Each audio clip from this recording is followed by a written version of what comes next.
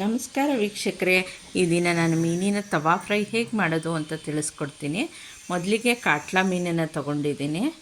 ಆಮೇಲೆ ಈ ಮೀನಿಗೆ ಮಸಾಲೆಗೆ ಶುಂಠಿ, ಬೆಳ್ಳುಳ್ಳಿ, ಹುಣಸೆ ಹಣ್ಣು ಮತ್ತು ಬ್ಯಾಡಗಿ ಮೆಣಸಿನ್ಕಾಯಿನ ತೊಗೊಂಡಿದ್ದೀನಿ.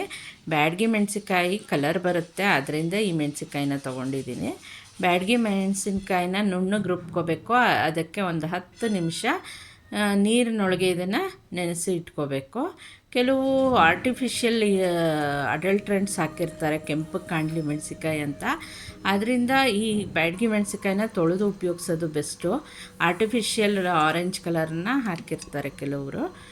ಅದನ್ನೆಲ್ಲ ಎಚ್ಚರಿಕೆಯಿಂದ ನೋಡಿ ಬಳಸಬೇಕಾಗತ್ತೆ. ಬ್ಯಾಡಗಿ ಮೆಣಸಿನ್ಕಾಯಿ ಈ ಹೇಳಿದ್ದ ಸಾಮಗ್ರಿನೆಲ್ಲ ನುಣ್ಣಗೆ ರುಬ್ಕೊಂಡಿದ್ದೀನಿ. ಈ ರುಬ್ಬಕ್ಕೇ ನಾನು ಉಪ್ಪು, ಸ್ವಲ್ಪ ಧನಿಯಾ ಪುಡಿ, ಅಚ್ಕಾರದ ಪುಡಿ ಎಲ್ಲ ಹಾಕಿ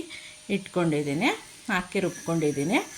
ಈ ರುಬ್ಬಿದ ಮಿಶ್ರಣವನ್ನು, ನುಣ್ಣಗೆ ರುಬ್ಬಿದ ಮಿಶ್ರಣವನ್ನು ನಾವು ಈಗಾಗಲೇ ತೊಳೆದಿಟ್ಕೊಂಡಿರೋ ಮೀನಿಗೆ ಹಚ್ಚಿ ಇಡಬೇಕು. ಮೀನಿಗೆ ಇದನ್ನು ಎಲ್ಲ ಸ್ಮಿಯರ್ ಮಾಡಬೇಕು ಚೆನ್ನಾಗಿ.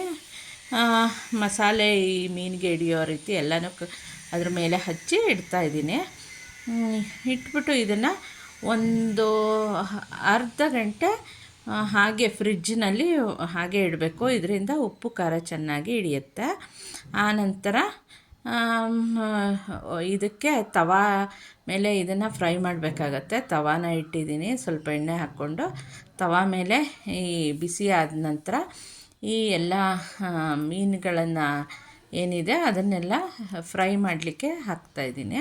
ಹಾಕ್ಬಿಟ್ಟು ನಾನು ಈ ಮೀನಿಗೆ ನಾವು ಅಡುಗೆ ಎಣ್ಣೆ ಬದಲು ಕೊಬ್ಬರಿ ಎಣ್ಣೆ ಹಾಕ್ತಾಯಿದ್ದೀನಿ. ಇದೊಂಥರ ಫ್ಲೇವರು, ಟೇಸ್ಟ್ ಎಲ್ಲ ಚೆನ್ನಾಗಿರುತ್ತೆ. ಆ ರೀತಿ ಎಣ್ಣೆ ಹಾಕ್ಕೊಂಡು ಎರಡು ಕಡೆನೂ ಚೆನ್ನಾಗಿ ಬೇಯಿಸಿ ಇಟ್ಕೊಬೇಕು. ಬೇಯಿಸಿ ಇಟ್ಕೊಂಡ್ರೆ ಮೀನು ಫ್ರೈ ರೆಡಿಯಾಗಿ ಇದೆ, ತಿನ್ನಕ್ಕೆ ಸಿದ್ಧ. ನೀವು ನಿಮ್ಮ ಮನೇಲಿ ಟ್ರೈ ಮಾಡಿ ವೀಕ್ಷಕರೇ.